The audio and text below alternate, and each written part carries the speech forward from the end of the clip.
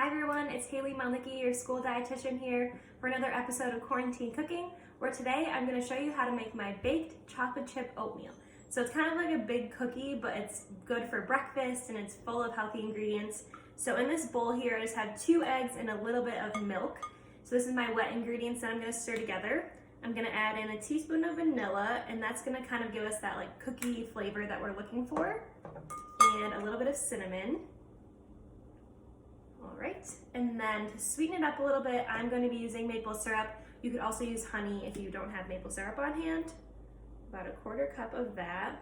This is going to give us the sweetness that we like. And this is the perfect breakfast to just kind of make ahead, and then you just slice it into bars and it's ready to go whenever you want it. So I'm just going to mix these wet ingredients together until they're fully combined. All right. Now we're going to add our oats, which are our binder of our bake. We're just going to mix those all together.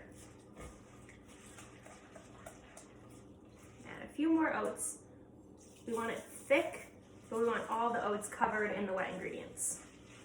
All right, and they're going to soak a bit of the moisture up, that's okay, and soften as they're baking.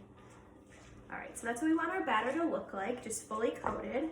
And now for the best part, we're gonna add in our chocolate chips. Best part. So if you don't have chocolate chips, you can make this into a blueberry baked oatmeal.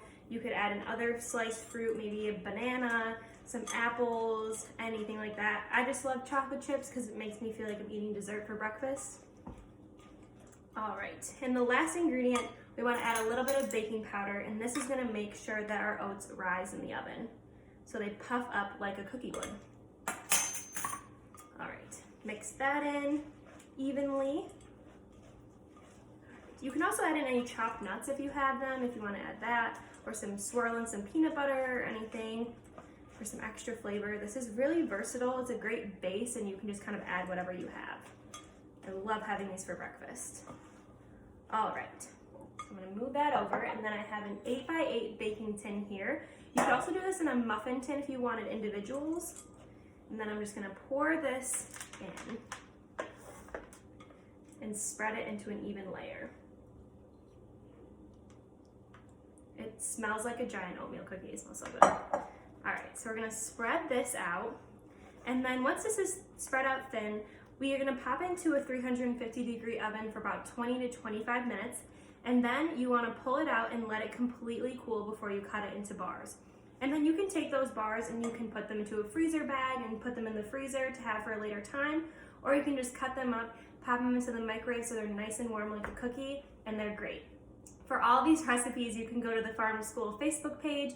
You can also go onto YouTube at OHM Dietitian or on the Mix 102.5 Facebook page and website. I hope you guys enjoyed, and I'll be back later this week.